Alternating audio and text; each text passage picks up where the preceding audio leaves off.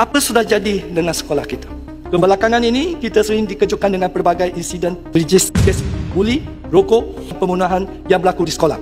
Ini bukan kes terpencil, kemungkinan ada ramai bangsa lain yang belum bersuara. Ini petanda jelas bahawa struktur mekanisme keselamatan sekolah kini senang digugat. Saya menyambut baik langkah kerajaan memperkukuh rondaan polis di sekolah. Namun, persoalannya bukan sekadar polis masuk sekolah, tetapi bagaimana kehadiran mereka disepadukan dalam ekosistem sekolah. Saya mencadangkan agar melibatkan bekas anggota tentera Malaysia yang mempunyai pengalaman kepimpinan, disiplin tinggi dan kefahaman terhadap nilai petrolarisme.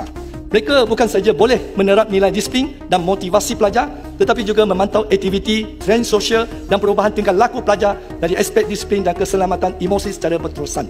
Saya mencadangkan agar mereka diberi peluang untuk mengadakan ceramah atau sesi motivasi sekurang-kurangnya sekali seminggu mengikut keperluan dan jadual sekolah. Keselamatan sekolah perlu digabungkan dengan pendekatan kaunseling dan pencegahan. Ini bukan sekadar keselamatan fizikal, tetapi juga kesejahteraan emosi, pemberasan buli, gangsterisme, penyalahgunaan data serta ancaman cyber.